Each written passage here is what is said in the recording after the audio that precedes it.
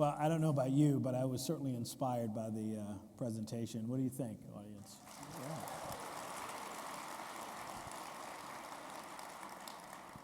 So I get to ask you a few questions. I'm sure that the audience will want to hear some of these responses for sure. So first, help us understand something.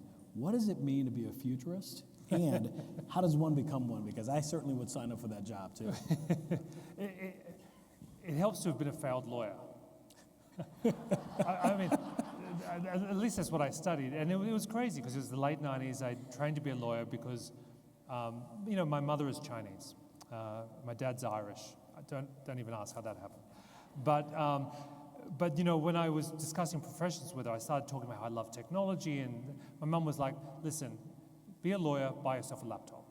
So that was kind of her. So anyway, I got into that, but then, it was amazing. It was in that moment in the late 90s, it's like this moment now. The internet was first coming on, the web was exploding. You didn't need to have any experience. And I really saw that there are these moments in history where just everything changes. And I got really addicted to that. And I think that's what really drew me in to spending time trying to think about the impact of technology on humanity. Fantastic. So what do you think are the biggest lessons learned over the last 2 years and as it relates to technology and leadership styles? I think that's an important thing that you mentioned in your presentation. And then how do you see those lessons influencing the path going forward?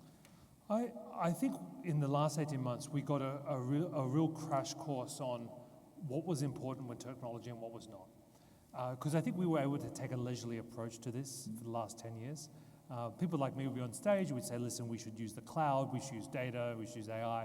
But it wasn't until that moment where we couldn't go to the office, staff was sick, we had huge surges in demand and shifts in behavior. Suddenly it was like, it was like a moonshot, right? Like a war effort. It was like, whatever technology is usable, let's use it. So it kind of ended that whole philosophical debate. And I think during that process, we also started to ask really hard questions about, well, what is a great culture in an organization where we can't actually all be together? What kind of leaders do you need where you have more decentralized decision making? If you're now managing an army of software bots, are you still a leader? If you're not actually managing people? I honestly think this is an interesting moment because this is really the moment now where the smoke's starting to clear, where we have a chance to kind of start with a clean sheet of paper and go, okay, what does it actually mean to have a great organization? Yeah, fantastic. Well, moving on with the questions, I like the response, and it just made me think about this idea of this, algorithmic leader, and so you'll have to share more of those principles at some point with us. So what role do you think analytics, data, and robotics will play in shaping the future of work? If you think about it over the next 5 years and next 10 years as well. Well, I know we were talking about this before because, in your role in diversity, you must see this as well because, you can talk about diversity as a philosophical point and no one would disagree with you. Mm-hmm. But it's not until you actually show them the data. That's right. And what the sources of bias can be. Do you see that? Absolutely. I think that, as I think about the use of data, it's really important, and it helps us remove some of the emotion from many of the things that we deal with. And it also helps us understand that there is an objective way to sort of solve the problem. And so, for example, I often talk to folks about thinking like a scientist when we think about DEI, but in the past we've been so focused on the emotional aspects of it or the moral aspects, and instead of using data to help us solve it from a business standpoint. So, see, this to me is a perfect example of what an algorithmic leader is. Like, you're an algorithmic leader in that you found a way to kind of de-escalate the emotional aspects of this debate and focus on how technology weirdly allows us to be more human. And I think that becomes really a constructive approach to a whole wide set of problems that leaders have to face. In that it hasn't replaced someone's job, it hasn't reduced the humanity of your job, it actually allows you to be more effective by focusing on the mechanics. And the kind of the often the biases that live inside the infrastructure of what we do. Yeah. So to go to your question, humans and tools have always had this interesting relationship. Humans always get better at building tools that in some way improve the productivity or replace parts of work. People are terrified of it. They try to destroy those tools like the Luddites. They challenge the tools like John Henry. But at some point we accept it and we evolve and we stay one step ahead.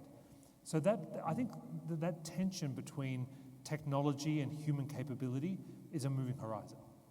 Fantastic. Okay. Now, we also like to talk a lot about tech, but our goal is really to keep people at the center of what we do.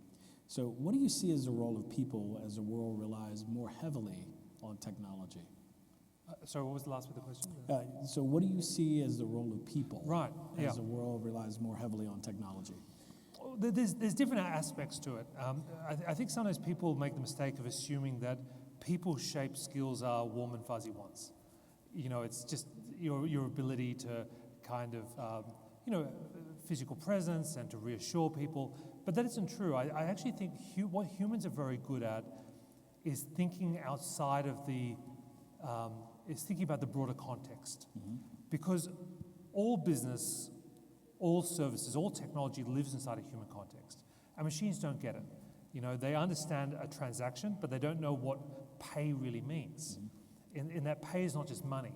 It means lots of things to people, and the flexibility, the adaptability of that. So the ability of human beings to kind of not only spot problems or failures in the system, but to really understand the human relevance of the things we do and how to design that to be a better experience, that's a very human-shaped skill.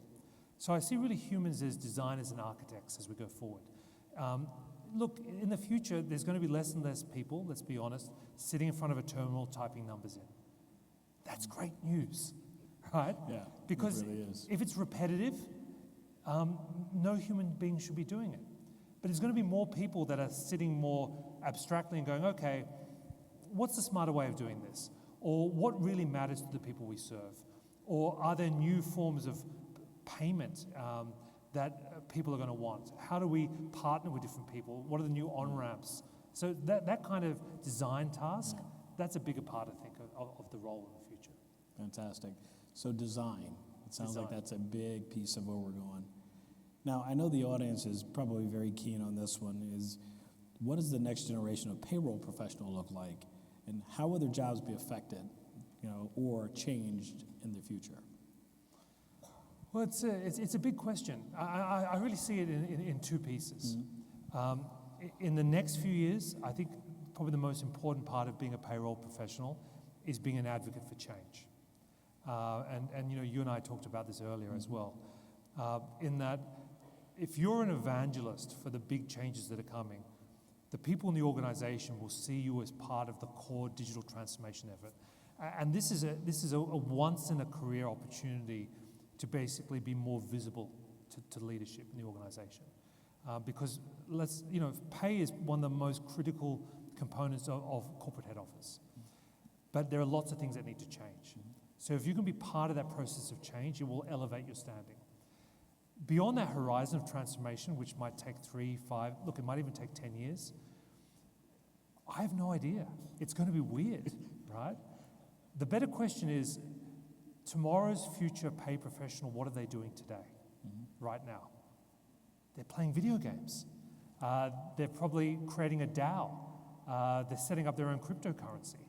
They're launching an NFT. I mean, stuff that's alien to us. So if that's what they're doing today, how are they going to, tackle the profession in 5 to 10 years' time? That's a crazy thing to think about. Yeah, absolutely.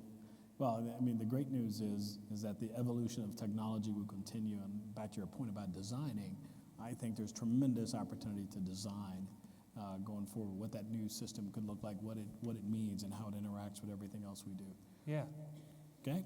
So I've got a couple more questions. One that's unscripted. That'll be my last question. Okay. Now, as employers and workers try to anticipate the future, what advice would you give them to ensure that they can keep pace with the pace of change?